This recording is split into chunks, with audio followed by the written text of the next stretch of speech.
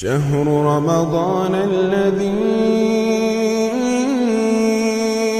أنزل فيه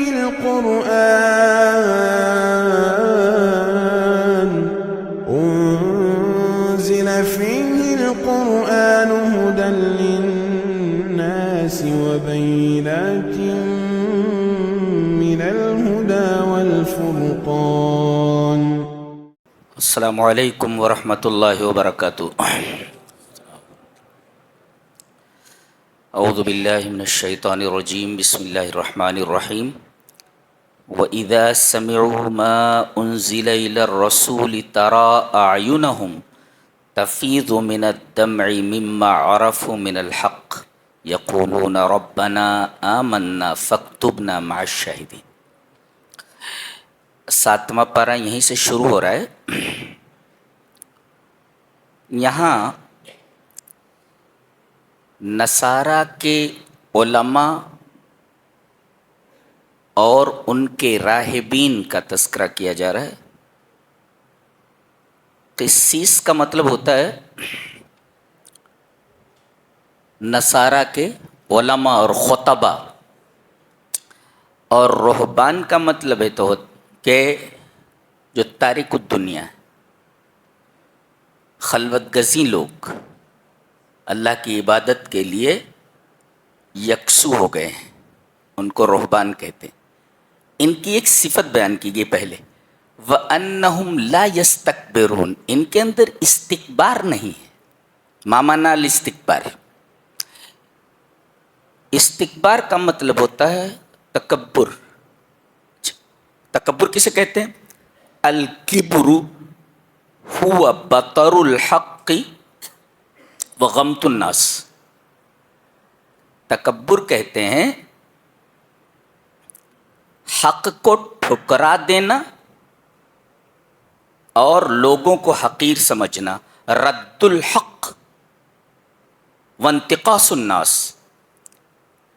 حق کو ٹھکرا دینا، نہیں مانتا میں، اس کو کہتے ہیں تکبر.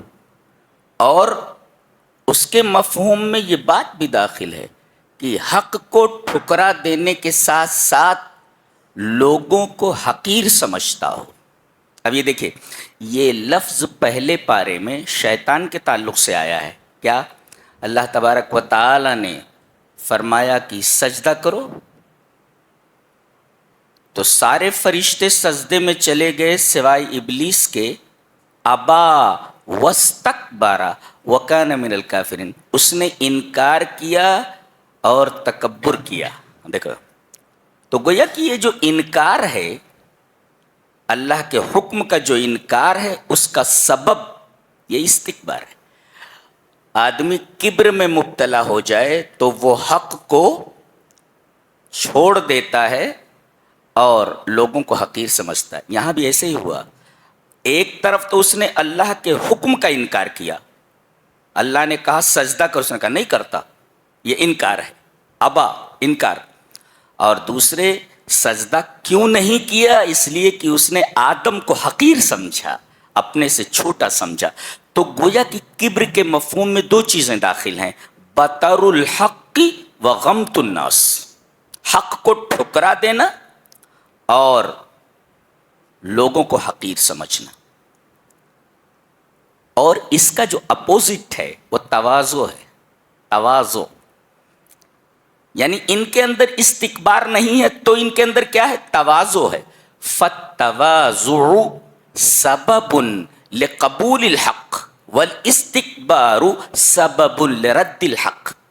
ان کے اندر تواضع ہے اور تواضع یہ حق کے قبول کرنے کا سبب ہے، اور استکبار حق کو ٹھکرا دینے کا سبب ہے.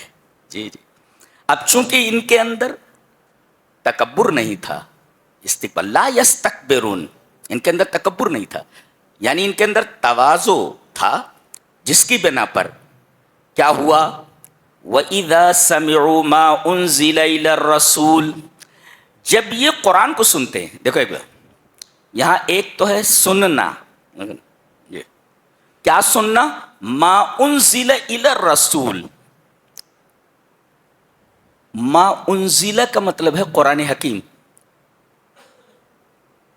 ایک بات یہ معلوم ہے کہ قرآن حکیم اوپر سے آیا ہے، اس لیے کہ انزال کیا ہوتا ہے؟ الانزال من الاعلی، انزال جو ہوتا ہے نا وہ اوپر سے ہوتا ہے. اس کا مطلب قرآن حکیم بلندی پر تھا، لوح محفوظ میں تھا، لوح محفوظ اوپر ہے، وہاں سے یہ اترا.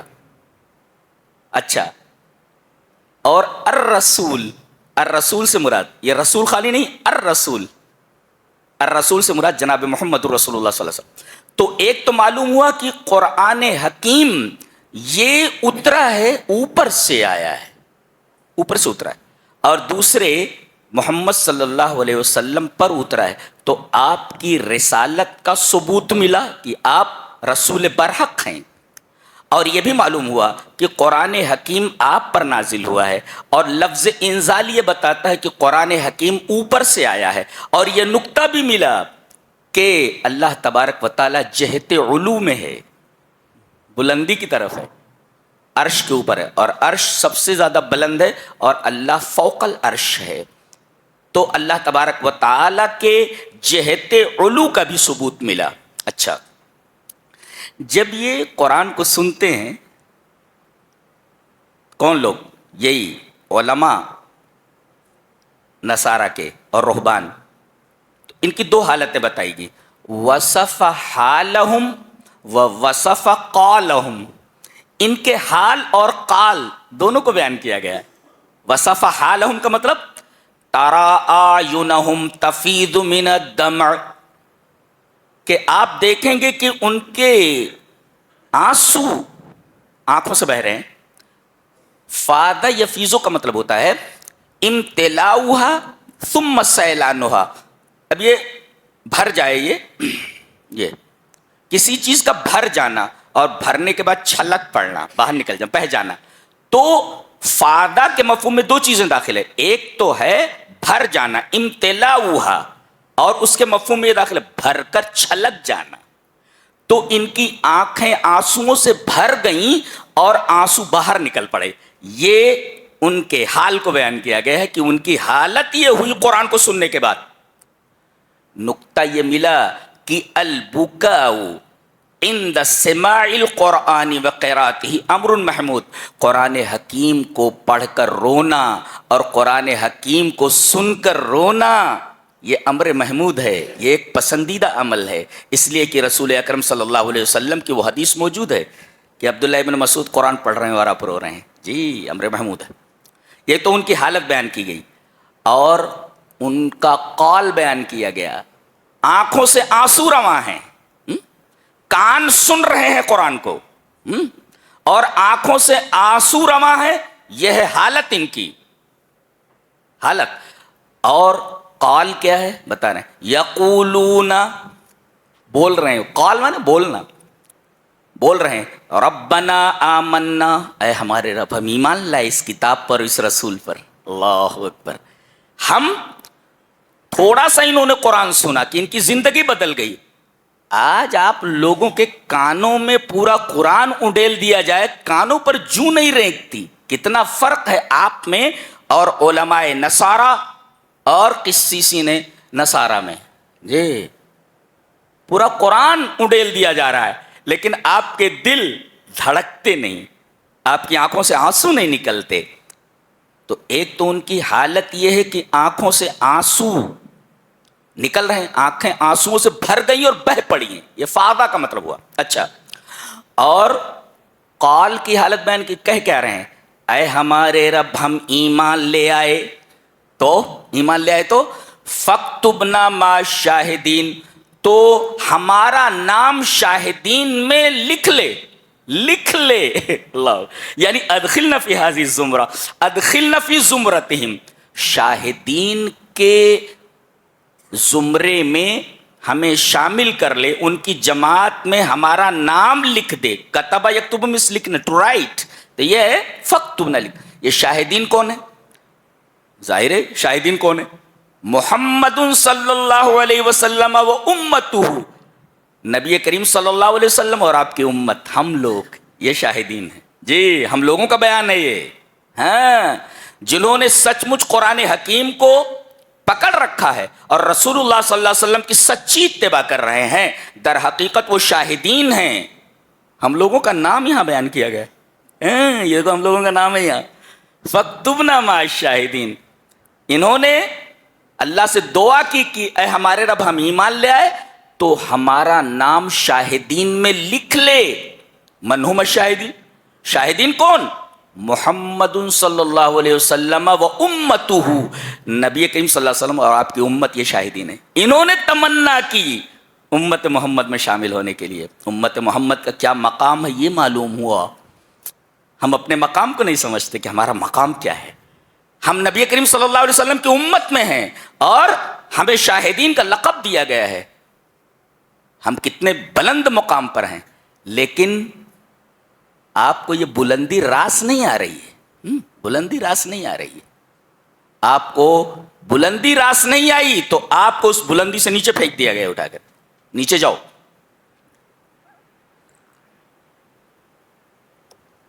یہ اس آیت کریمہ کا مفہوم ہے. آگے چلتے ہیں. اللہ تعالیٰ نے فرمایا اے ایمان والو، یا ایھا الذین آمنوا لا تحرموا طیبات ما احل اللہ لکم ولا تعتدوا. دو چیزیں ہیں. ایک تو یہ کہ طیبات کو جسے اللہ نے حلال کر دیا ہے اسے حرام مت کرو. ما یہ طیبات، طیبات کسے کہتے ہیں؟ طیبات کی تعریف ہے ما لذ وطاب اکلہ مما لا ضرر فیہ علی الجسم والعقل. یہ تعریف ہے اس کی، طیبات کی.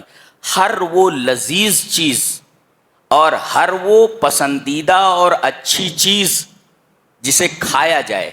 ہر لذیذ چیز، ہر لذیذ کھانا اور ہر پاک کھانا، اچھا کھانا جس سے جسم اور بدن کو تکلیف نہ پہنچے، یہ طیبات ہے. اب اگر سگریٹ سے، اگر ڈاکٹر یہ بولتے ہیں کہ سگریٹ سے جسم کو یا عقل کو تکلیف پہنچتی ہے، طیبات کے دائرے میں نہیں ہے، لہذا حرام ہے. وہ سگریٹ حرام ہے، بیڑی حرام ہے، اس لیے کہ سگریٹ سے جسم کو نقصان ہوتا ہے. بعض کو دیکھا گیا جب پیتے ناک سے دھواں نکالتے، ناک سے دھواں نکال،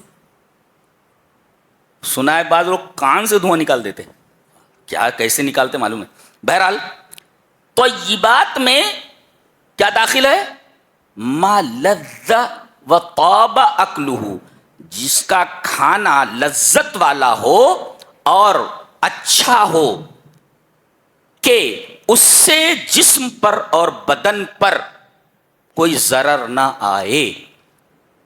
تو ہر وہ کھانا جس سے عقل متاثر ہو یا بدن متاثر ہو، ہر ایسی چیز خبیثات میں داخل ہے، نہ کہ طیبات میں، جو طیبات کا اپوزٹ ہے، خبیثات.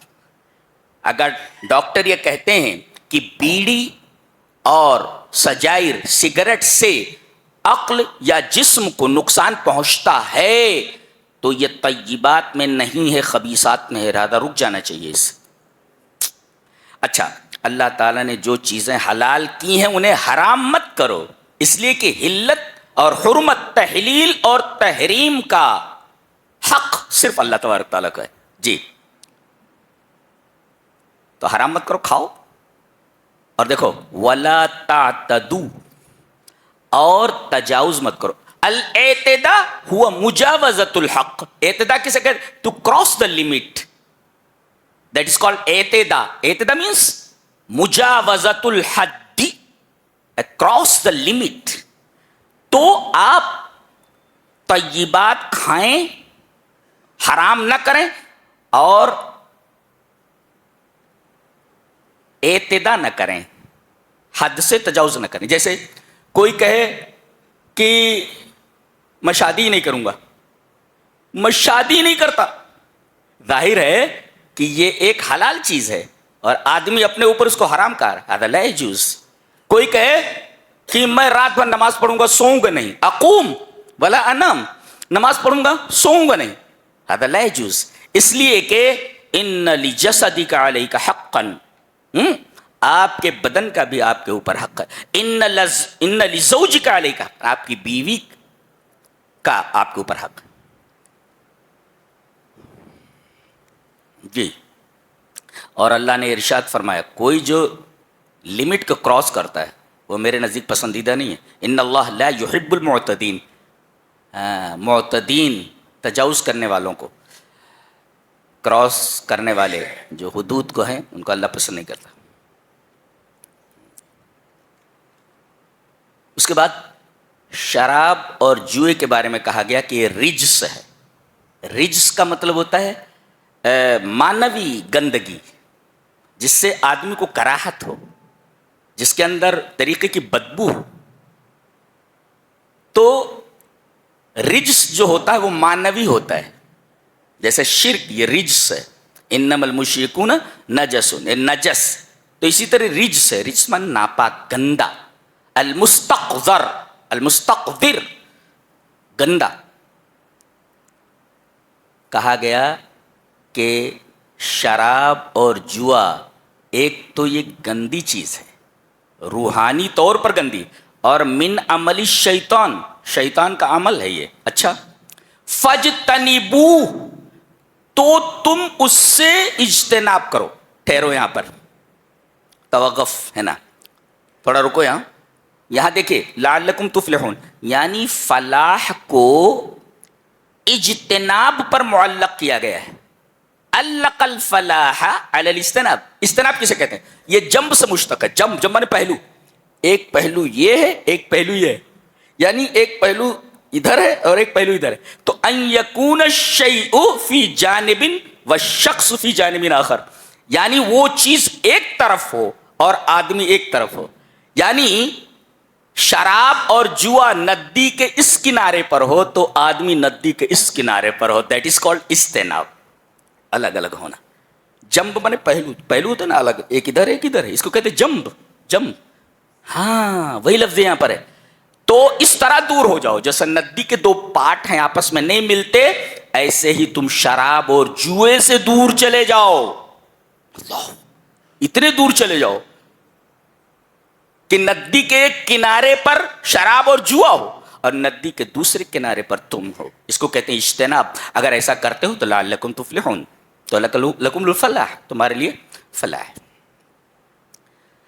آگے آیت کے اندر جو آئے لیس علی الذین، عجیب آیت ہے. اس میں تقوی کو 3 بار ذکر کیا گیا ہے. اللہ پڑھ لیتے دیکھو. لیس علی الذین آمنوا وعملوا الصالحات جناح فیما طعموا اذا متقوا وآمنوا وعملوا الصالحات ثم اتقوا وآمنوا ثم اتقوا واحسنوا. دیکھ رہے ہیں آپ؟ یعنی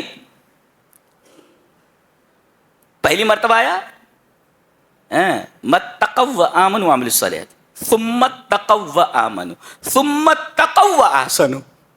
کمال ہے، ایک ہی آیت کے اندر تقوی تقوی تقوی. تقوی اختیار کیا انہوں نے، تقوی اختیار کیا انہوں نے، تقوی اختیار کیا انہوں نے. یہ 3 مرتبہ کیوں آیا؟ غور سے دیکھیں. پہلے تقوی کا مطلب یہ ہے کہ انہوں نے توحید کو قبول کیا اور شرک سے دور ہو گئے. اوپر سے بچنے کی بات آ رہی ہے، پورا سلسلہ ہے یہ. اللہ اکبر. تو ان لوگوں نے توحید کو اختیار کیا اور شرک سے بچے. تقوی مینس بچنا، یہ وقایا سے ہے. تو توحید کو اختیار کیا اور شرک سے بچے، یہ پہلے تقوی کا مطلب ہے. اور پہلے تو یہی ہے نا، آدمی توحید قبول کرے اور شرک سے دور رہے. سب سے بڑا تقوی یہی ہے. کوئی پوچھے کہ تقوی کا اعلیٰ درجہ کیا ہے تو آپ یہی کہیں گے کہ اللہ کی توحید اور عدم شرک، یہ تقوی کا اعلیٰ درجہ ہے. تو پہلے تقوی کا کیا مطلب ہے؟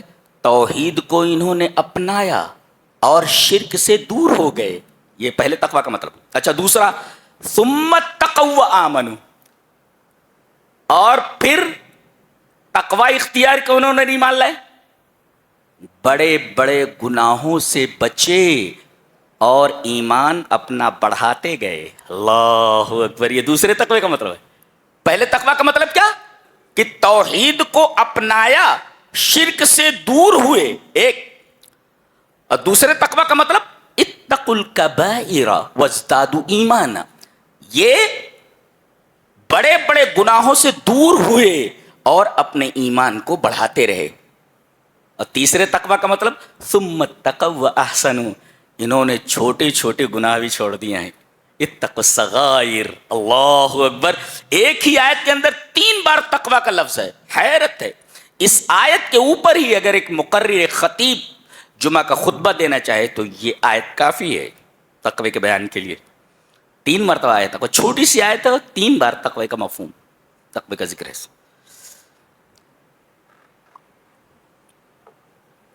آگے بتایا جا رہا ہے کہ اگر آدمی حالت احرام میں ہو، عمرے کا احرام ہو یا حج کا احرام ہو، تو اس کے لیے خشکی کے جانور کا شکار حرام ہے۔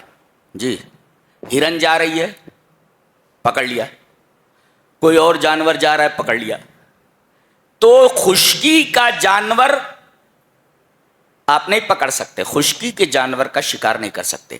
اگر آپ نے مار دیا کسی خشکی کے جانور کو تو اسی کے مثل آپ کو کفارہ دینا پڑے گا۔ مثلا اگر آپ نے ہرن ماری ہے تو بکری اسی کے مثل ہے، بکری آپ دیجئے کفارے میں، وغیرہ وغیرہ۔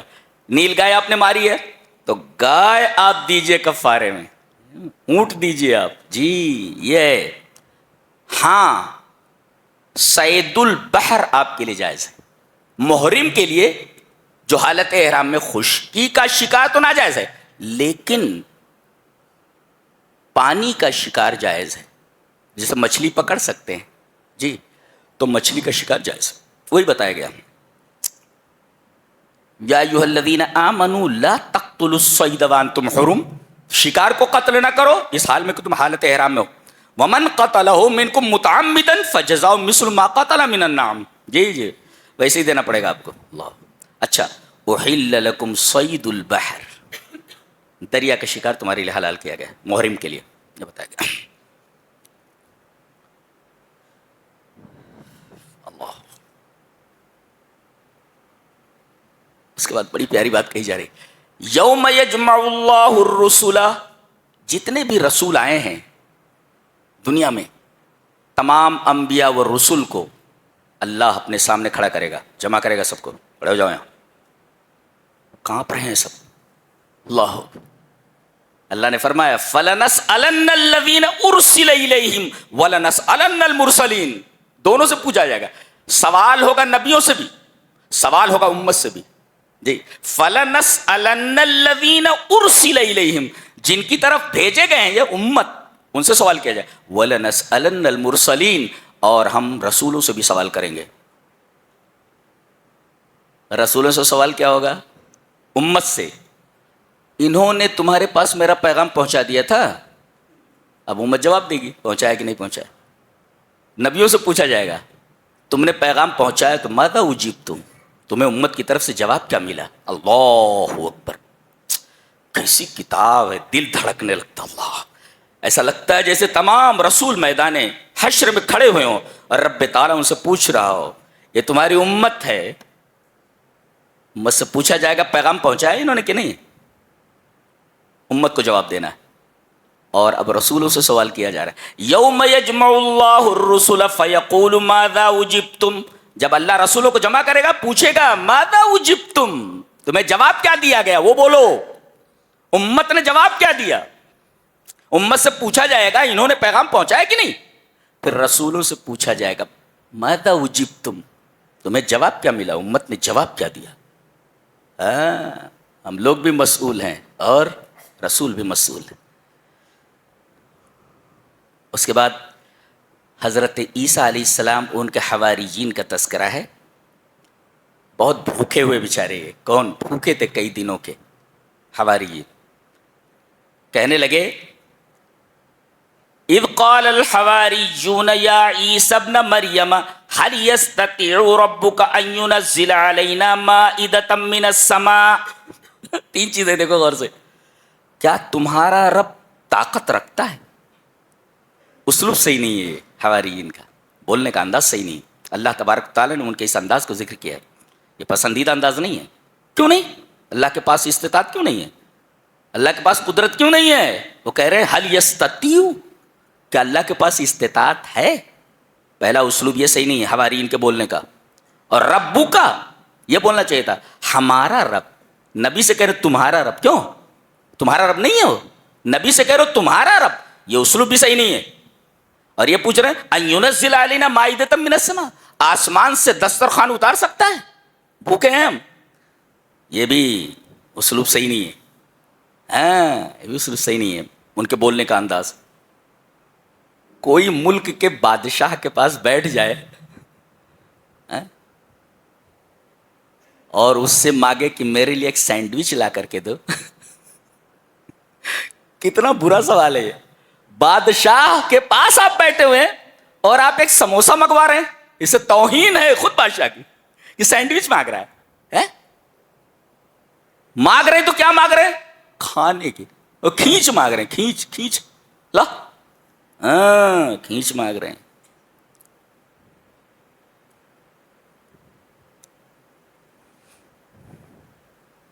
حضرت عیسیٰ علیہ السلام نے دعا کی میرے رب بھوکے ہیں کھانا چاہیے ان کا. اللہ نے فرمایا اتار دوں گا میں. قال اللہ انی منزلہ علیکم، اللہ نے فرمایا دسترخوان اتار دوں گا، لیکن ایک شرط ہے فمن یکفر بعد منکم فانی اعذبہ عذابا لا اعذبہ احدا من العالمین. اگر اس کے بعد کسی نے گڑبڑی کی، انکار کیا، تو ایسی سزا دوں گا کہ دنیا میں کسی کو ایسی سزا نہیں ملی ہوگی. دسترخوان اترا، اختلاف ہے اس میں. صحیح یہ ہے کہ تراجعوا عن طلبہم، اپنی طرف سے باز آ گئے ہو، نہیں چاہیے تو نہیں چاہیے. اس لیے کہ اس کے بعد اگر کوئی انکار کرے تو ایسی سزا دوں گا کہ دنیا میں کسی کو سزا ایسی نہیں دی گئی ہوگی. اب اتنی بڑی سزا کا معاملہ آ گیا تو تراجعوا عن طلبہم، اپنی طلب سے باز آ گئے جو مانگنا چاہ رہے تھے. کیا بات ہے. آگے سورہ انعام ہے. اس کے بارے میں ایک نقطہ ذہن میں رکھیں کہ اس سورہ کے اندر توحید کو کھول کھول کر بیان کیا گیا اور شرک کا رد کیا گیا. ذہن میں رکھو. اور پوری سورہ میں تقریباً 33%، یعنی جتنی بھی آیتیں ہیں پورے مجموعے کا 33% جو آیات ہیں وہ سب توحید پر مبنی ہے. اللہ اکبر. پوری سورہ ہے، پوری سورہ میں جتنی آیتیں ہیں تمام آیات کا 33% یہ توحید پر مشتمل ہے. جسے توحید کو سمجھنا ہو وہ اس سورہ کریمہ کا مطالعہ کرے. پہلے ہم توحید کا مطلب سمجھاتے ہیں. ما هو التوحید؟ افراد اللہ بالعبادہ ونفیها عما سواہ. یہ ہے توحید کی تعریف، ڈیفینیشن آف توحید، کہ اللہ کو عبادت کے ساتھ الگ کر لینا اور اللہ کے علاوہ ہر چیز کی عبادت کی نفی کرنا. کیا مطلب؟ مطلب یہ کہ اللہ ہی عبادت کے لائق ہے، اس کے علاوہ کوئی عبادت کے لائق نہیں ہے. دیٹ از کالڈ توحید. توحید کی تعریف کیا ہوئی؟ افراد اللہ بالعبادہ ونفیہا عما سواہ،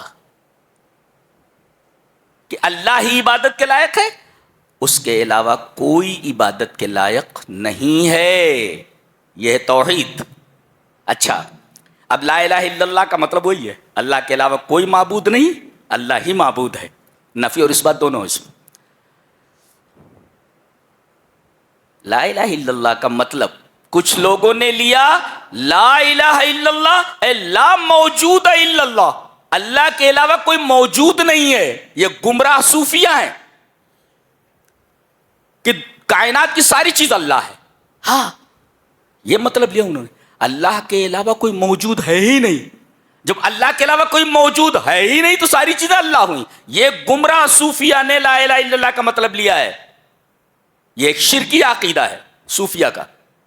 کچھ لوگوں نے کہا لا الہ الا اللہ کا مطلب لا حاکم الا اللہ، اللہ کے علاوہ کوئی حاکم نہیں ہے. ہذا ایضا غلط، یہ بھی صحیح نہیں ہے. لا الہ الا اللہ کی یہ توجیہ بھی صحیح نہیں ہے. بعض لوگوں نے کہا لا مالک الا اللہ، اللہ کے علاوہ کوئی مالک نہیں. جیسے کہ وہ ایک بابا کہتے تھے کیا، سب کا مالک ایک، ابھی سب کا مالک لا مالک الا اللہ، سب کا مالک ایک، یہ بھی توحید نہیں ہے جی. توحید کیا ہے؟ لا معبود بحق الا اللہ، حقیقی معبود اللہ کے سوا کوئی نہیں. اور جن جن چیزوں کو انہوں نے معبود بنا رکھے ہیں وہ سارے کے سارے معبود غیر حقیقی ہیں. حقیقی معبود صرف ایک ہے. اللہ نے ارشاد فرمایا ذالک بان اللہ هو الحق، اسی سے لیا گیا ہے کہ لا الہ الا اللہ کا مطلب ہے لا معبود بحق الا اللہ، حقیقت میں اگر کوئی عبادت کے لائق ہے تو صرف اللہ ہے. اللہ اکبر. ورنہ کفار اور مشرکین بھی اللہ کو مانتے. تو ایک ہے اللہ کو ماننا، کہتے ہیں ہم اللہ کو مانتے ہیں، یہ توحید نہیں ہے. ذہن میں رکھو، اللہ کو ماننا یہ توحید نہیں ہے. جو لا موجود الا اللہ بولتے ہیں وہ بھی اللہ کو مانتے ہیں. لا حاکم الا اللہ جو کلمے کا مطلب بتاتے ہیں وہ بھی اللہ کو مانتے ہیں. لا مالک الا اللہ وہ بھی اللہ کو مانتے ہیں. مشرکین بھی اللہ کو مانتے تھے، کفار مکہ بھی. قرآن حکیم میں پورا بیان ہے. ان سے پوچھئے کہ ان کو پیدا کس نے کیا، بتائیں گے کہ اللہ. ساتوں آسمانوں اور زمینوں کا مالک رب کون ہے؟ بولے اللہ. روزی کون دیتا ہے؟ بولے اللہ. کائنات میں تصرف اور تدبیر کون کرتا؟ بولے اللہ. ارے یہ سارے عقیدے جو ان کے ہیں وہ تو ہمارے ہیں. پھر ان کو کافر و مشرک کیوں کہا گیا؟ اس لیے کہ اللہ کی عبادت میں دوسروں کو شریک کرتے تھے. اس شریک کرنے کی وجہ سے انہیں کافر اور مشرک کہا گیا. تو گویا اللہ کو ماننا توحید نہیں ہے، بلکہ اللہ ہی کی عبادت کرنا جو ایاک نعبد سے ظاہر ہے، دیٹ از کالڈ توحید. اس کو توحید کہتے ہیں. اچھی طرح ذہن نشین کیا جائے، یہ ہے توحید کا مطلب. اس کے لیے تو صحابہ کرام نے اپنی جانیں قربان کر دی. اتنی پیاری چیز ہے. اور یہ نشہ جس کو چڑھ گیا وہ موتوں سے کہاں ڈرتا ہے. توحید ایک ایسا نشہ ہے کہ دنیا کی کوئی ترشی اس نشے کو اتار نہیں سکتی. یہ اللہ تبارک و تعالیٰ نے اسی توحید کو کھول کھول کر کے بیان کیا. اور کتنی آیتوں میں؟ 49 ورسز. یہ جتنی بڑی سورہ ہے، اس سورہ کی 49 آیتیں ایسی ہیں جو توحید پر دلالت کرتی ہیں. ذہن میں رکھو، سورہ انعام میں کتنی آیتیں ہیں جو توحید پر دلالت کرتی ہیں؟ 49 آیتیں. 49 ورسز. یہ ذہن میں آ گیا؟ اب شروع کر رہا اللہ تبارک تعالیٰ. الحمدللہ الذی خلق السماوات والارض وجعل الظلمات والنور ثم الذین کفروا بربہم یعدلون. ایک مثال میں نے پڑھا کہ کچھ لوگ پلین سے جا رہے تھے، پلین کریش ہو گیا، سارے لوگ مر گئے، ایک آدمی بچ گیا. ایک آدمی بچ گیا. وہ بھوکا ہے، چاروں طرف گھوم رہا ہے. اچانک وہ دیکھتا ہے کہ ایک خیمہ لگا ہوا ہے اور باہر ایک دیگ کے اندر کھانا بن رہا ہے، لیکن آدمی دکھائی نہیں دے رہا ہے. آدمی دکھائی نہیں دے رہا ہے. کہتا او ہو. اب وہ یہ کہتا ہے کہ کوئی نہ کوئی یہاں موجود ہے، اس لیے کہ یہ جو کھانا بن رہا ہے اور یہ جو خیمہ لگا ہوا ہے، یہ خیمے کا لگنا اور یہ کھانے کا بننا اس بات کی دلیل ہے کہ یہاں آس پاس کوئی موجود ہے. اللہ تبارک و تعالیٰ نے اسی تخلیق سے اپنی الوہیت پر استدلال فرمایا ہے. اس لیے کہ جو خالق ہوتا ہے وہی عبادت کے لائق ہوتا ہے، جو پیدا نہ کر سکے وہ عبادت کے لائق نہیں ہوتا. جی الحمدللہ الذی خلق السماوات والارض. قابل تعریف ہے اللہ، تمام تعریف ہے اللہ کے لیے، یقیناً ساری تعریف اس کے لیے ہے جس نے آسمان اور زمینوں کو پیدا کیا ہے. جی وجعل الظلمات والنور، اور تاریکیوں کو اور روشنی کو پیدا کیا. اللہ. اور کہا یہ تو آسمان و زمین ہے، روشنی اور تاریکی ہے، ہم نے تم کو بھی پیدا کیا ہے. هو الذی خلقکم، اے میرے بندو، اے انسانوں، تم کو میں نے پیدا کیا ہے. جی ڈارون نے کہا تھا کہ انسان ترقی کرتے کرتے ایولوشن اور ارتقاء کے نتیجے میں بندر ہوا، اور پھر بندر سے ترقی کر کے انسان بن گیا. اللہ فرما رہا ہے ڈارون کا یہ نظریہ ایک دم بوگس سے بتایا، اس نے تم کو پیدا کیا ہے. جی کس سے؟ یہ بھی بتایا، بندر سے نہیں، یہ بتایا من تین، مٹی سے پیدا کیے گئے ہو تم. جی تین کسے کہتے ہیں؟ مٹی. مٹی ہے، مٹی میں پانی ڈال دو، تین ہے. جب تک پانی نہ ہو، نہ ڈالا جائے، تب تک توراب ہے، اور اس توراب میں پانی ڈال دیا جائے، دیٹ از کالڈ تین. اللہ تبارک و تعالیٰ نے تم کو پیدا کیا ایک من تین، مادہ بھی بتایا کس چیز سے تم پیدا کیے گئے ہو. ارشاد یہ بتاتا ہے کہ تم بندر کی اولاد نہیں ہو، مٹی سے ڈائریکٹ پیدا کیے گئے ہو تم. ایک تو تم کو پیدا کیا، مادہ کیا ہے؟ مادہ تین ہے، مٹی ہے، اس سے تم پیدا کیے گئے ہو. اور یہی نہیں پیدا کر کے چھوڑ دیے گئے ہو. ثم قضا اجلا واجل مسمى، ایک ہے اجل، ایک ہے اجل مسمى. ما الفرق بین هذین اللفظین؟ حسن بصری اس کی تفسیر کرتے ہوئے کہتے ہیں کہ ما بین ان یخلق الی الموت، یہ ہے اجل. انسان کی پیدائش سے لے کے یہاں پیدا ہوا، وہ دیکھو یہ پیدا ہوا ہے، پیدا ہوا، اور اس کے بعد یہ چلتے چلتے چلتے یہاں گیا، یہ مر گیا. یہ تو یہ پیدا ہونے اور مرنے کے درمیان کا جو یہ دورانیہ ہے، دیٹ از کالڈ اجل. اجل کسے کہتے ہیں؟ ما بین ان یخلق الی ان یموت، پیدائش سے لے کر موت تک کا جو فاصلہ ہے، جو دورانیہ ہے، اسے اجل کہتے ہیں. یہ متعین ہے، یہ کب پیدا ہوگے تم، اب کب مرو گے، متعین ہے یہ. اچھا اجل مسمى کیا ہے؟ اجل مسمى کا مطلب بتایا گیا کہ ما بین ان یموت الی ان یبعث، مرنے کے بعد اٹھائے جانے تک کا جو دورانیہ ہے، اس کو کہتے ہیں اجل مسمى.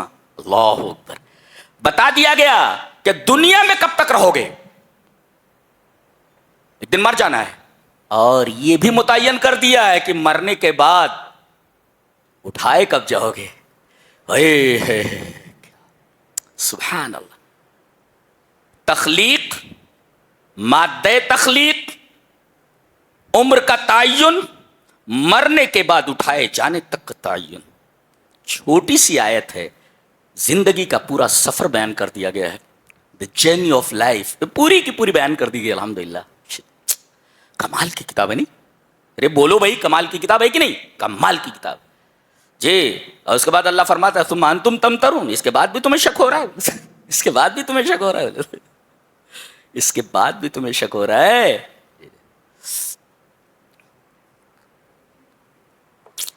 ایک ہوتا شک، ایک ہوتا امترا. ما الفرق بین الشک والامترا؟ ایک مثال میں نے پڑھی کہ یہ گلاس پانی سے بھرا ہوا ہے، وہ دیکھ رہا ہے وہ کہ گلاس پانی سے بھرا ہوا ہے، پھر بھی وہ شک کر رہا ہے کہ گلاس خالی ہے. اس کو کہتے ہیں امترا. یعنی دیکھنے کے بعد کہ کوئی چیز بھری ہوئی ہے اس کو خالی سمجھ رہا ہے، دیٹ از کالڈ امترا. بہرحال اللہ اکبر.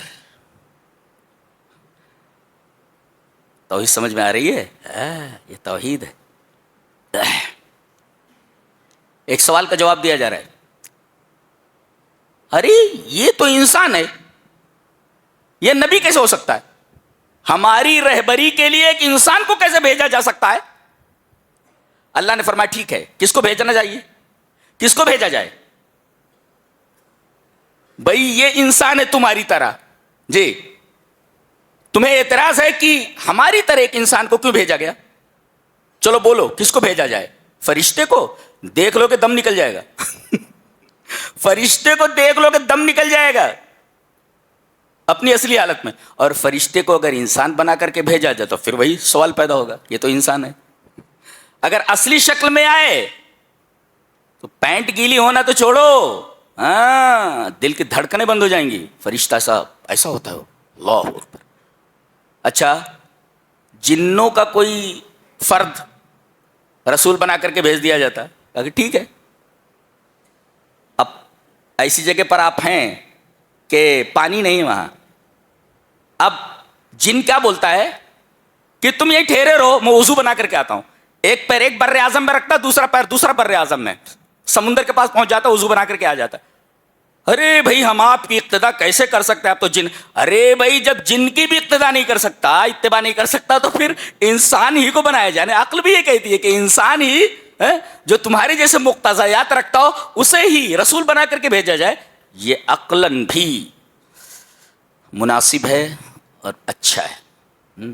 وہی کہا وَلَوْ جَعَلْنَاهُ مَلَكًا, اگر ہم رسول کسی فرشتے کو بناتے, لَجَعَلْنَاهُ رَجُلًا, تو ہم انسان ہی کو بناتے, تو ہم اسے رجل ہی بناتے, اسے انسان بناتے. وَلَلَبَسْنَا عَلَيْهِمْ مَا يَلْبِسُونَ, پھر وہی کہتے تم کہ یہ تو انسان ہے. یہ اللہ کمال ہے. اس کے بعد اللہ تبارک و تعالی نے اپنی توحید کی دلیل دی.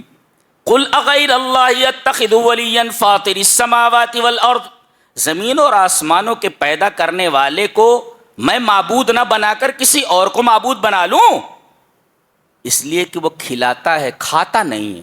ایک اصول بتایا گیا, جو کھائے وہ معبود نہیں ہو سکتا, جو کھلائے وہ معبود ہوتا ہے. دنیا کے جتنے بھی باطل معبود ہیں سب کھا رہے ہو, سب کھا رہے, یہ چڑھاوے وہ چڑھاوے, یہ دو وہ دو, کہیں چادر کہیں مٹھائی کہیں کہیں, سب کھا رہے ہو, سب کھا رہے. اللہ فرما رہا ہے معبود وہ ہوتا ہے جو کھلائے, جو کھائے نہیں. یہ معبود کا پہلا کرائیٹیرین ہے, بتایا گیا. اللہ اکبر. توحید کو کیسا کھول کھول کر بیان کر دیا گیا. قل اغیر اللہ اتخذ ولیا فاطر السماوات والارض وهو یطعم ولا یطعم, ہاں جو کھلاتا ہے کھاتا نہیں ہے, وہ یطعم ولا یطعم, کھلاتا ہے کھاتا نہیں. کہا کسی پریشانی میں مبتلا ہو جاؤ, جی پریشانی کو دور کرنے والا کون؟ اللہ کے علاوہ کوئی نہیں. وَإِن يَمْسَسْكَ اللَّهُ بِضُرٍّ فَلَا كَاشِفَ لَهُ إِلَّا هُوَ, اگر تمہیں کوئی مصیبت پہنچ جائے تو اس مصیبت کو دور کرنے والا اللہ کے سوا کوئی نہیں. وَإِن يَمْسَسْكَ بِخَيْرٍ, اور اگر کوئی خیر تم تک پہنچے تو خیر کو پہنچانے والا بھی وہی ہے. جی کیا بات ہے. ہر آیت اپنے اندر توحید لیے ہوئے ہے. جی جی.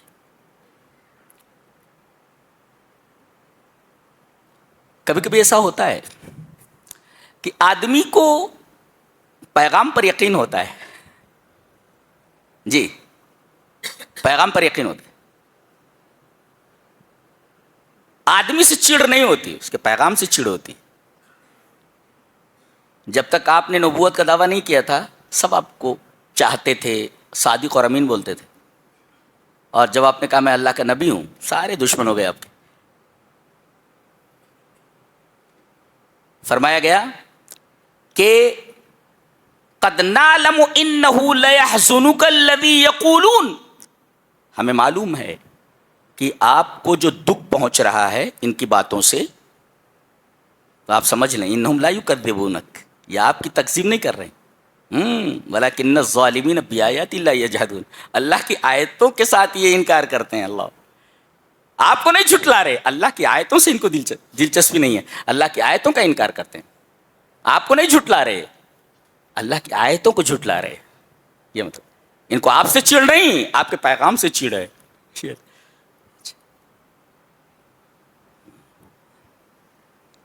ایک بڑی اچھی بات کہی جا رہی ہے, دیکھو سمجھ میں آ جائے تو لے لو, علماء اس وجہ سے بیان کر دیتا ہوں. دیکھو جاؤ, وَمَا مِن دَابَّةٍ فِي الْأَرْضِ وَلَا طَائِرٍ يَطِيرُ بِجَنَاحَيْهِ, زمین میں چلنے والی کوئی چیز اور اپنے پروں کے اوپر، جناح میں نے پر، اپنے دونوں پروں کے ساتھ اڑنے والی کوئی چڑیا، یہ زمین میں چلنے والی کوئی چیز اور اپنے پروں کے ذریعے اڑنے والی کوئی چڑیا. سوال یہ ہے کہ یہاں یہ کہہ دیا جاتا زمین میں چلنے والی کوئی چیز اور کوئی چڑیا، یہ پر لانے کی کیا ضرورت تھی؟ اپنے پروں کے ذریعے اڑنے والی. اس میں نحو کا ایک قاعدہ موجود ہے کہ معطوف علیہ، معطوف علیہ، یہ نحو کا ایک قاعدہ ہے، اگر وہ مقید ہو کسی حال یا کسی ظرف کے ذریعے تو معطوف بھی اسی کے ساتھ مقید ہو جائے گا. نہیں سمجھ میں آیا؟ جی جی جی. ابھی دیکھو یہاں قید ہے کیا کہ قید یہ ہے کہ جتنے بھی زمین پر چلنے والے ہیں، دیکھو دابا کو ظرف کے ساتھ مقید کیا گیا فی الارض، زمین میں، تو اب جب یہ معطوف علیہ ہوا اور ولا طائر اور کہا جاتا کوئی چڑیا، تو معلوم ہوتا کہ زمین پر رہنے والی چڑیا، اس سے فضا میں اڑنے والی چڑیوں کا استثناء ہو جاتا. کیا کلام ہے یہ، رعایت لفظیہ کوئی امی نہیں کر سکتا. یہ بات یاد رکھیں آپ ہمیشہ جی، یہ کلام کا اسلوب اور انداز بتاتا ہے کہ یہ اللہ کا کلام ہے، اللہ کا کلام ہے. اب جب یہ کہہ دیا یطیر بجناحیہ، تو زمین پر رہنے والے بہت سارے پرندے ایسے جو فضا میں نہیں اڑ سکتے، جیسے ایوز ہے، مرغابی ہے، اسی طریقے سے جو بطخ ہے، مرغی ہے، یہ فضا میں نہیں اڑ سکتے زیادہ دیر تک. جی تو اگر یہ کہا جاتا وما من دابۃ فی الارض ولا طائر، اور یہ نہیں کہا جاتا یطیر بجناحیہ، تو یہ مقید ہو جاتے ان چڑیوں کے ساتھ، یہ چیز مقید ہو جاتی جو زمین کے اوپر رہتی ہیں، فضا کے اندر اڑنے والی چڑیاں اس سے نکل جاتی. کیا کلام ہے، اللہ اکبر، یہ کلام ہے. فرمایا گیا جن چیز کو انہیں یاد دلایا گیا تھا، جب یہ بھول گئے تو ہم نے ان پر ہر چیز کے دروازے کھول دیے. ایک عجیب بات ہے کہ جب انہوں نے ہمارے حکموں کا انکار کر دیا اور شیطان کے راستے پر چل دیے، تو ہم نے کیا کیا؟ ان کے لیے ہم نے ہر چیز کے دروازے کھول دیے. ایک دکان تھی 10 دکانیں دے دی، ایک بنگلہ تھا 10 بنگلے دے دیے. ارے یہ تو نافرمان تھا، نافرمان تھا، یہ ایک بنگلہ بھی چھین لینا تھا. یہ ایک بنگلے کے ساتھ 9 بنگلے اور دے، 10 بنگلے ہو گئے. فتحنا علیہم، ایک دکان تھی 10 دکان ہو گئی. یہ نافرمانی پر یہ نعمتیں کیوں بڑھ رہی ہیں؟ فرمایا گیا حتی اذا فرحوا بما اوتوا اخذناهم بغتة فاذا هم مبلسون. یہ ہم اس لیے دے رہے ہیں کہ تمہاری مثال کہ نافرمانی کے باوجود تمہیں ہم نعمتوں سے نواز رہے ہیں، اس کا مطلب یہ ہے کہ تمہاری مثال چوہے جیسی ہے. یہ یہاں چوہے دانی لگا دی گئی ہے. ایک آدمی کے پاس ایک پنجرا ہے جس میں طوطا ہے. اب وہ طوطے کو لا کر کے مٹھائیاں دیتا ہے، لا کر کے سیب دیتا ہے، چیکو دیتا ہے، مرچیں دیتا ہے، اور ایک چوہے نے پریشان کر رکھا ہے. کہیں بھی کپڑا لٹکاؤ کاٹ دیتا ہے، کہیں بھی کھانا رکھو خراب کر دیتا ہے. تو اس کے لیے وہ چوہے دانی لاتا ہے، ماؤس ٹریپ لاتا ہے، اور اس کے اندر وہی نعمتیں رکھتا ہے جو وہ طوطے کو کھلا رہا ہے. اب چوہا آتا ہے اور اس کے بعد جیسے ہی چوہے دانی میں گھستا ہے دروازہ بند ہو جاتا ہے. فَإِذَا هُمْ مُبْلِسُونَ، حیران ہو جاتا ہے، ارے یہ کیا ہوا؟ اللہ فرما رہا ہے ایسے ہی یہ نعمتیں تمہیں دی جا رہی ہیں نا، اس چوہے کی طرح ہے، اس کو پکڑنے کے لیے ہے یہ، اور جب ہم پکڑتے ہیں تو حالت خراب کر دیتے ہیں. پھر بچے اٹھا کر لے جاتے ہیں، ایسا مارتے ہیں اس کو، چوہے کو، پوری چوہے دانی اٹھا لے جاتے ہیں میدان میں، دم مارتے اس کو، مار کر کے اسے ختم کر دیتے چوہے کو. تو جو نعمتیں طوطے کو دی جا رہی تھیں وہ پیار سے دی جا رہی تھیں، اور جو نعمتیں چوہے کے لیے رکھی گئی تھیں وہ غصے کی وجہ سے رکھی گئی تھیں. لے بیٹا آ، ہاں وہی ہے. فلما نسوا ما ذکروا به فتحنا علیہم ابواب کل شیء. جب ہماری نافرمانی کرنے لگے تو ہم نے ان کے اوپر تمام دروازے کھول دیے، نعمتوں پر نعمتیں عطا کی. اور اس کے بعد جب یہ ناز نخرے کرنے لگے تو ہم نے ان کو اچانک پکڑ لیا، جیسے چوہے کو پکڑ لیا جاتا ہے. نعمتیں ایک ہی ہیں. طوطے کو دی جا رہی ہے، بطیب نفس دی جا رہی ہے، لیکن وہ جو چوہے دانی میں نعمتیں رکھی ہوئی ہیں وہی نعمتیں ہیں، لیکن چوہے کو پکڑنے کے لیے ہیں. تو اگر نافرمانی کے بعد بھی اگر اللہ نواز رہا ہے کسی کو تو ہوش میں آ جانا چاہیے کہ استدراج ہے، یہ ڈھیل ہے، یہ پکڑے جاؤ گے اسی چوہے کی طرح، اور پھر ہوش ٹھکانے آ جائیں گے.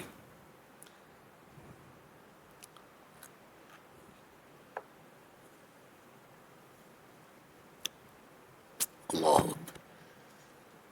ایک آیت کے اوپر ہم رکیں گے، تفصیل کریں گے اس کی ہم. کیا آیت؟ توحید کھل کر سامنے آ گئی ہے. اللہ نے فرمایا، میں اس کی تفصیل کرنے جا رہا ہوں، اور پوری سورہ کریمہ میں یہ چھوٹی سی آیت کریمہ توحید کے تمام پہلوؤں کے تمام ایسپیکٹس کو لیے ہوئے. جی پہلے آیت پڑھتے ہیں، آپ لوگ متوجہ ہو جاؤ میری طرف. وَعِندَهُ مَفَاتِحُ الْغَيْبِ لَا يَعْلَمُهَا إِلَّا هُوَ وَيَعْلَمُ مَا فِي الْبَرِّ وَالْبَحْرِ وَمَا تَسْقُطُ مِنْ وَرَقَةٍ إِلَّا يَعْلَمُهَا وَلَا حَبَّةٍ فِي ظُلُمَاتِ الْأَرْضِ وَلَا رَطْبٍ وَلَا يَابِسٍ إِلَّا فِي كِتَابٍ مُبِينٍ. اسٹائل دیکھ رہے ہیں بولنے کی؟ اللہ، اسلوب دیکھ رہے کتنا حسین ہے بات کرنے کا انداز. اللہ جی چاہتا ہے ایک بار پھر سے پڑھو. وَعِندَهُ مَفَاتِحُ الْغَيْبِ لَا يَعْلَمُهَا إِلَّا هُوَ وَيَعْلَمُ مَا فِي الْبَرِّ وَالْبَحْرِ وَمَا تَسْقُطُ مِنْ وَرَقَةٍ إِلَّا يَعْلَمُهَا وَلَا حَبَّةٍ فِي ظُلُمَاتِ الْأَرْضِ وَلَا رَطْبٍ وَلَا يَابِسٍ إِلَّا فِي كِتَابٍ مُبِينٍ. یہ اسلوب بتاتا ہے کلام کا کہ یہ کسی انسان کا کلام نہیں ہو سکتا، یہ رب تعالیٰ کا کلام ہے. یہ اللہ فرما رہا ہے اسی کے پاس. ظرف کو مقدم کیا گیا ہے، اور ظرف کو اگر مقدم کر دیا جائے تو حصر کا فائدہ ہوتا ہے. اسی کے پاس ہے، کیا مطلب؟ کسی اور کے پاس نہیں. اسی کے پاس ہے، کسی اور کے پاس نہیں. کیا؟ مفاتیح الغیب، مفتاح مانے کنجی جمع، مفاتی، اور مفتاح مانے کنجی جمع. یہ مفتاح اور مفتاح دونوں کی جمع ہے. تو اسی کے پاس ہے، کسی اور کے پاس نہیں. کیا؟ غیب کی کنجیاں. اچھا، کنجیاں کہا گیا، غور سے دیکھو. کنجی کہاں لگتی ہے؟ یہ دروازہ ہے، دروازہ ہے، دروازے پر تالا ہے، اور تالے کی چابی ہے. دیکھا ذرا، یہاں دروازہ اور روزہ نہیں کہا گیا ہے، دروازہ اور روزہ نہیں کہا گیا. اللہ نے فرمایا غیب کی کنجیاں اسی کے پاس ہیں. کنجیاں بولے تو چابی، کیز. اب یہ دروازہ ہے، دروازے کے پیچھے خزائن غیب ہے، خزانے ہیں سب. غیب کے خزانے دروازے کے پیچھے ہیں، اور دروازے پر تالے پڑے ہوئے ہیں، اور تمام. اچھا، دروازہ ایک نہیں ہے، اس لیے کہ چابیاں کئی ہیں تو دروازے بھی کئی ہیں اور تالے بھی کئی ہیں. اتنے دروازے ہیں اللہ کے علاوہ کسی کو معلوم نہیں، اتنے تالے ہیں کہ اللہ کے علاوہ کسی کو معلوم نہیں، اتنی چابیاں ہیں کہ اللہ کے علاوہ کسی کو معلوم نہیں. اللہ اکبر. یہ مطلب ہوا وَعِندَهُ مَفَاتِحُ الْغَيْبِ. دروازہ ہے، دروازے پر تالا ہے، ایک دروازہ نہیں، بہت سارے دروازے ہیں. تالے ہیں، تالے کی چابیاں صرف اسی کے پاس. اچھا، یہ دروازہ ہے کدھر؟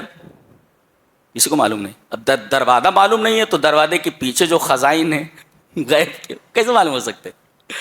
اللہ کے علاوہ کسی کو معلوم ہو دروازہ کدھر ہے؟ اللہ کے علاوہ کسی کو معلوم نہیں تالے کہاں ہیں، اللہ کے سوا کسی کو معلوم نہیں چابیاں کدھر ہیں. اللہ، رونگٹے کھڑے ہو جاتے. اللہ اسے کہ توحید کہتے ہیں. وَعِندَهُ مَفَاتِحُ الْغَيْبِ لَا يَعْلَمُهَا إِلَّا هُوَ. اللہ کے علاوہ کسی کو معلوم نہیں.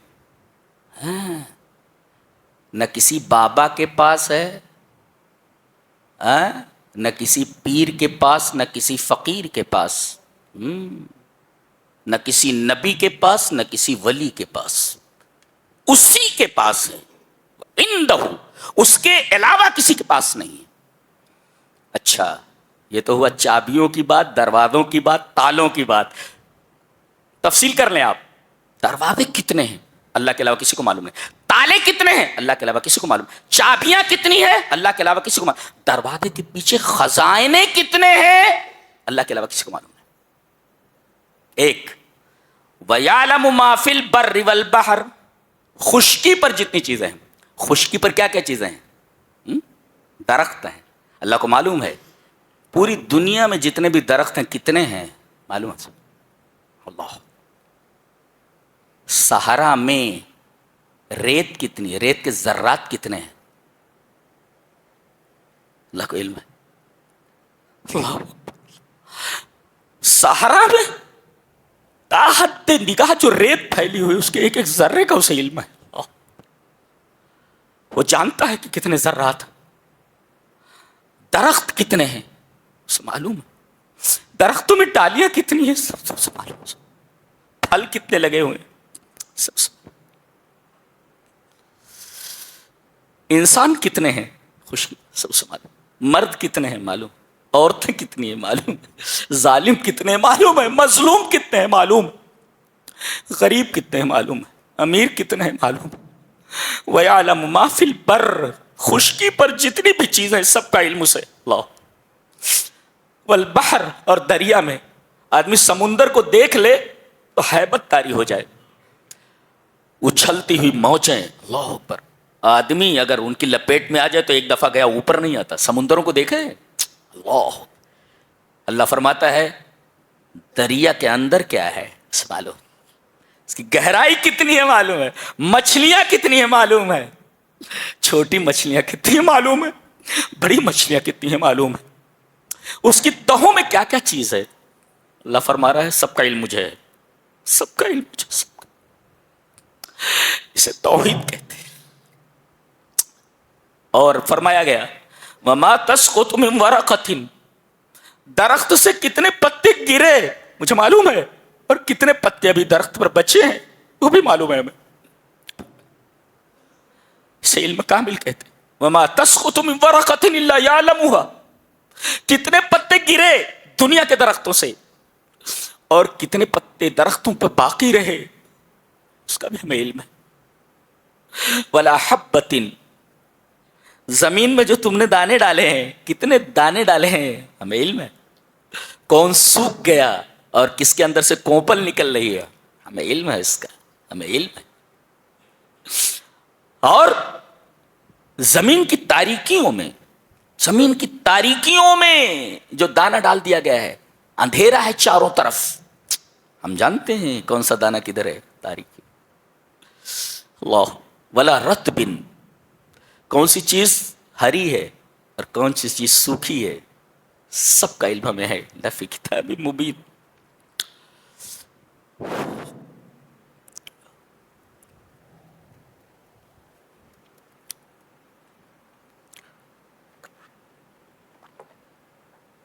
اسے توحید کہتے ہیں. ایسی آیت پورے قرآن میں کہیں نہیں ہے.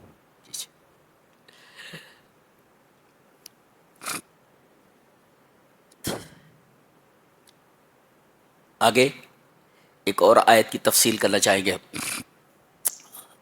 اللہ نے فرمایا قل اندعو من دون اللہ ما لا ينفعنا ولا يضرنا ونرد على اعقابنا بعد اذ هدانا اللہ كالذي استهوته الشیاطین في الارض حیران له اصحاب يدعونه الى الهدى ائتنا قل ان هدى الله هو الهدى وامرنا للمسلم رب العالمین وامرنا لنسلم لرب العالمین. کیا مثال ہے توحید کی. اللہ اے میرے حبیب آپ بولیے کہیے کیا ہم اللہ کے علاوہ ایسی چیزوں کو پکاریں دعائے مسئلہ دعائے عبادت ہم ایسی چیزوں سے مانگیں یا ایسی چیزوں کی عبادت کریں جو نہ نفع دے سکے نہ نقصان پہنچا سکے. نقطہ یہ ملا کہ ما عبد من دون اللہ فلا یضر ولا ینفع. اللہ کے علاوہ دنیا میں جن جن چیزوں کی عبادت کی جا رہی ہے وہ نہ نفع پہنچا سکتے ہیں نہ نقصان پہنچا سکتے ہیں. لکھ لو نوٹ اٹ ڈاؤن. جی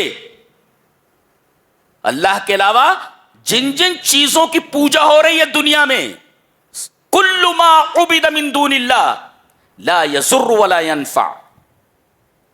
وہ نہ کسی کو نقصان پہنچا سکتے نہ نفع دے سکتے. یہ بات یاد رکھو. باطل معبودوں کا حال یہی ہے. پہلا ٹکڑا. اچھا چاہتے ہو کہ وَنُرَدُّ عَلَىٰ أَعْقَابِنَا بَعْدَ إِذْ هَدَانَا اللَّهُ اللہ نے ہمیں ہدایت دی ہے, ہدایت کے بعد چاہے تو کہ ہم ایڑیوں کے بل پھر جائیں, ایڑیوں کے بل ایسے پھر جائیں, ایسے پھر جانا, پیر ادھر ہے تو ایڑیاں ادھر ہو جائیں, ایڑیوں کے بل پھر جائیں ہم, یہ ادھر ہدایت کا راستہ ہے, ہم یوں پھر جائیں ایڑیوں کے بل ضلالت کی طرف. کیا تعبیر دیکھو, تعبیر دیکھو. وَنُرَدُّ عَلَىٰ أَعْقَابِنَا بَعْدَ إِذْ هَدَانَا اللَّهُ, ہدایت کے راستے پر تھے ہم, اب ایڑیوں کے بلے سے پھر گئے, ہم ایڑیوں کے بل اور ضلالت کی طرف منہ کر لیا ہم نے. ایسا کیسے کر سکتے ہیں؟ یہ تو ایسے ہی ہے اس آدمی کی طرح جو ہدایت نہ پا سکے, گمراہی میں ہو, بھٹک رہا ہو. مثال دیکھو کتنی شاندار مثال ہے. کَالَّذِي اسْتَهْوَتْهُ الشَّيَاطِينُ فِي الْأَرْضِ حَيْرَانٍ, جسے جنگل میں شیاطین نے بھٹکا دیا ہو, حیران ہے وہ, ادھر جا رہا ہے راستہ نہیں مل رہا, ادھر جا رہا ہے راستہ نہیں مل رہا ہے, ادھر جا رہا ہے راستہ میں, حیران. آدمی کہیں پر پہنچے اور راستہ اگر نہ ملے اسے, کتنا حیران ہوگا. کبھی کبھی ایسا ہوتا ہے لفٹ اگر بند ہو جائے, دروازہ بند ہے, بجلی چلی گئی اور کوئی بہترین ٹیکنالوجی اس لفٹ میں نہیں ہے, آدمی کی کیا حالت ہوگی اندازہ لگائیے آپ, بھاگ نہیں سکتا ادھر ادھر. یہ دیکھو کَالَّذِي اسْتَهْوَتْهُ الشَّيَاطِينُ فِي الْأَرْضِ حَيْرَانٍ, تو اب یہ آدمی شیاطین نے اس کو پھٹکا دیا ہے, اب یہ حیران ہے. حیران یکون حائرن, حیران ہو جا رہا. اب دو ہیں, ایک طرف تو اس کے ساتھی ہیں, اس آدمی کے, یہ ساتھیوں سے الگ ہو گیا ہے, جیسے کوئی بکری ریوڑ سے الگ ہو جائے. اچھا, لہو اصحاب, اس کے ساتھی ہیں, یدعونہ الی الہدی ائتنا, یہ ہدایت کی طرف بلا رہے ہیں, ایتنا, ہمارے پاس آؤ, کم ٹو اس, ہمارے پاس آ جاؤ, کدھر ہو تم؟ اچھا, قل ان ھدی اللہ ھو الھدی, اللہ کی ہدایت ہی حقیقی ہدایت ہے. اب دیکھو, تو ایک طرف تو شیطان پکار رہا ہے, اے ادھر آؤ, اور ایک طرف اس کے ساتھی پکار رہے ہیں, اس کے ساتھی پکار رہے ہیں, ادھر آؤ. اب وہ حیران ہے, آوازیں اگر مختلف سمتوں سے آنے لگے تو جانا کدھر. کسی شاعر نے بہت اچھا کہا ہے کہ بہت خوبصورت شعر ہے کہ میں کدھر جاؤں کہ ہر سمت سے آتی ہے صدا. پہلا مصرع ہے, او مجھے دور سے آواز لگانے والے, او مجھے دور سے آواز لگانے والے, میں کدھر جاؤں کہ ہر سمت سے آتی ہے صدا. او who you calls out to me from afar, where should I go, for from every direction the same voice calls out. اللہ اکبر. یعنی او مجھے دور سے آواز لگانے والے, میں کدھر جاؤں, where should I go, میں کدھر جاؤں, ہر سمت سے آواز آ رہی ہے. تو ایک طرف تو شیاطین پکار رہے ادھر آ جاؤ, ایک طرف دوست لوگ پکار رہے ہیں جی ادھر آ جاؤ. اور ایک مطلب یہ بھی, ایک طرف فطرت سلیمہ پکار رہی ہے کہ ہدایت کی طرف آ جا, عقل سلیم پکار رہے ہدایت کی, اور دوسری طرف نفس امارہ پکار رہا ہے کہ ادھر آ جا. ایک طرف داعی حق پکار رہا ہے, ایک داعی ضلال پکار رہا ہے, جانا کدھر. حیران ہے وہ, حیران ہے. اب اللہ فیصلہ کر رہا ہے کہ ہدایت اللہ کی ہدایت ہے, لہذا یہ اللہ کی ہدایت کی طرف اس کو پلٹنا چاہیے. جی کیا بات ہے, کیا بات ہے. Who you call out to me from afar, where should I go, for from every direction the same voice called me. آگے فرمایا گیا کہ 18 پیغمبر ہیں. اس سے پہلے ایک بات کہی گئی کہ دنیا میں آج ہر شخص کس کی تلاش میں ہے, چاہے وہ معاشرہ ہو, شہر ہو, ملک ہو, کس چیز کی تلاش میں ہے؟ امن کی تلاش میں, شانتی کی تلاش میں. دنیا کا ہر گھر دنیا کا ہر شہر، دنیا کا ہر ملک ایک چیز کی تلاش میں ہے، شانتی کی تلاش میں، امن کی تلاش میں ہے۔ اللہ تبارک تعالیٰ نے بتایا امن کدھر ہے جی، الذین آمنوا ولم یلبسوا ایمانہم بظلم اولئک لہم الامن وہم مہتدون، جن لوگوں نے توحید اختیار کی اور اس میں شرک کو نہیں ملایا، ملاوٹ نہیں چلتی اللہ کے یہاں، ہر چیز خالص چلتی ہے، وہاں ملاوٹ نہیں چلتی۔ تو جن لوگوں نے توحید اختیار کیا اور اس میں ملاوٹ نہیں کی، اولئک لہم الامن، تو شانتی انہی کے لیے۔ شانتی، دوا کدھر ہے؟ بیماری کدھر ہے؟ بیماری یہی ہے نا، اشانتی پھیلی ہوئی ہے، شانتی چاہیے، بدامنی پھیلی ہوئی، امن چاہیے۔ اللہ فرما رہا ہے کہ امن اور شانتی کدھر ملنے والی ہے؟ توحید میں ہے۔ توحید کی برکت یہ ہے کہ جہاں یہ توحید اپنی اصلی اور خالص شکل میں موجود ہو، اللہ تبارک و تعالی وہاں امن و امان اور طمانینت اتار دیتا ہے۔ یہ توحید کی برکت ہے۔ اور مان بات، 18 پیغمبروں کا نام، جی نام بنام ان کا ذکر کیا گیا۔ وَتِلْكَ حُجَّتُنَا آتَيْنَاهَا إِبْرَاهِيمَ عَلَىٰ قَوْمِهِ نَرْفَعُ دَرَجَاتٍ مَّن نَّشَاءُ إِنَّ رَبَّكَ حَكِيمٌ عَلِيمٌ وَوَهَبْنَا لَهُ إِسْحَاقَ وَيَعْقُوبَ كُلًّا هَدَيْنَا وَنُوحًا هَدَيْنَا مِن قَبْلُ وَمِن ذُرِّيَّتِهِ دَاوُودَ وَسُلَيْمَانَ وَأَيُّوبَ وَيُوسُفَ وَمُوسَىٰ وَهَارُونَ وَكَذَٰلِكَ نَجْزِي الْمُحْسِنِينَ وَزَكَرِيَّا وَيَحْيَىٰ وَعِيسَىٰ وَإِلْيَاسَ كُلٌّ مِّنَ الصَّالِحِينَ وَإِسْمَاعِيلَ وَالْيَسَعَ وَيُونُسَ وَلُوطًا وَكُلًّا فَضَّلْنَا عَلَى الْعَالَمِينَ۔ 18 پیغمبروں کا نام بتایا گیا اور فرمایا گیا ذَلِكَ هُدَى اللَّهِ يَهْدِي بِهِ مَن يَشَاءُ مِنْ عِبَادِهِ وَلَوْ أَشْرَكُوا، اگر یہ تمام انبیاء بھی شرک بفرض محال کریں تو انبیاء کے تمام اعمال کو ہم باطل کر دیں گے۔ جی اللہ کے ہاں شرک پر کوئی کمپرومائز نہیں ہے۔ بفرض محال اگر انبیاء بھی شرک کریں تو ان کے اعمال کو ہم باطل کر دیں گے۔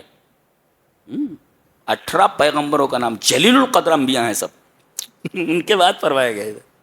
کیا بات ہے، سبحان اللہ سبحان اللہ۔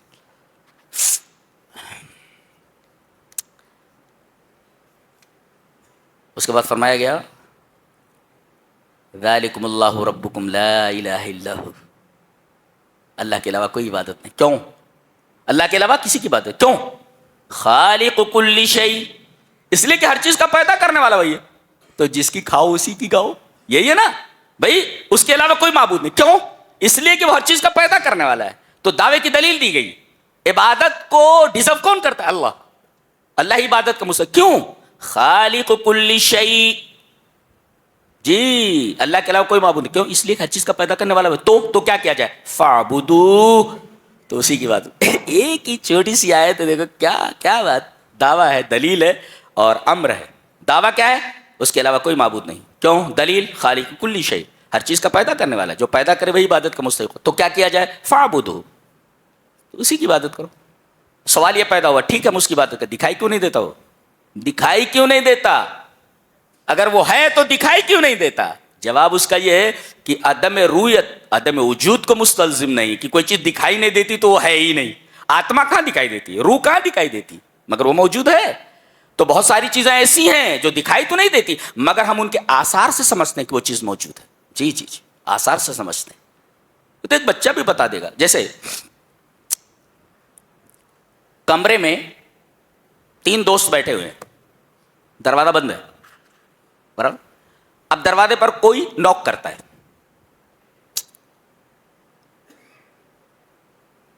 یہ تینوں دوست باتوں میں مشغول تھے، دروازے پر جب نوک ہوتی ہے تو تینوں اس طرف مڑ جاتے ہیں۔ یہ تینوں جانتے ہیں کہ دروازے پر کوئی موجود ہے۔ دروازے کا کھٹکھٹانا اس بات کی دلیل ہے، اس کا کھٹکھٹایا جانا اس بات کی دلیل ہے کہ دروازے پر کوئی ہے۔ اب ایک بولتا ہے زید ہوگا، ایک بولتا نہیں وہ ڈاکیا ہوگا، خط لے کر کے آئے۔ ارے وہ بولے وہ آرڈر دیا تھا میں نے پیزا کا، وہ لے کر کے آیا ہوگا، پیزا بوائے ہے وہ جو کھٹکھٹا رہا ہے۔ ایک کہتے نہیں بکری سینگ مار رہی ہے۔ دیکھو اختلاف کس میں نہیں ہے؟ اختلاف کس میں نہیں ہے؟ تعقل میں اختلاف نہیں ہے۔ سبھی لوگ کہہ رہے ہیں دروازے پر کوئی ہے، تصور میں اختلاف ہے۔ جی ہے کون؟ وہ ہے کون؟ کوئی نہ کوئی تو ہے، دروازے پر ہے، کون ہے یہ تصور ہے۔ صورت گری میں اختلاف، تعقل میں کسی کا اختلاف نہیں، تصور میں اختلاف ہے۔ تو کیسے انکار کر سکتے کہ کوئی نہیں ہے؟ دکھائی نہیں دیتا لیکن دکھائی نہ دینے کے باوجود اثر موجود ہے, کھٹکھٹاہٹ موجود ہے, جو دلیل ہے اس بات کی دروازے کے اوپر کوئی ہے, اگرچہ وہ دکھائی نہیں دے رہا ہے. بھائی دروازے پر کھٹکھٹاہٹ ہے نا, لیکن وہ دکھائی نہیں دے رہا ہے, تو آپ کیا انکار کر سکتے ہیں کہ دروازے پر کوئی نہیں ہے؟ جی دروازے پر ہے موجود وہ. تو کسی چیز کا دکھائی نہ دینا اس کے عدم وجود کو مستلزم تھوڑی کہ وہ ہے ہی نہیں. جی وہ بتایا گیا لا تدرکہ الابصار, اور یہ بھی بتایا گیا دکھائی کیوں نہیں دیتا, اس لیے کہ آنکھیں اس کا ادراک نہیں کر سکتی. دنیا میں آنکھوں کو وہ قوت ہی نہیں دی گئی ہے کہ اللہ تبارک و تعالیٰ کی تجلی اور اس کے دیدار کا تحمل کر سکے. لا لا لا. ہاں جنت میں دیکھیں گے, جنت میں دیکھیں. اللہ اکبر. کیا آپ کو ایسا نہیں لگتا کہ جس نے پوری دنیا میں حسن بکھیر رکھا ہو وہ کس قدر جمیل ہوگا؟ اللہ ہمیں نیک عمل اور اچھی سمجھ کی توفیق عطا فرمائے. وآخر دعوانا الحمدللہ رب العالمین.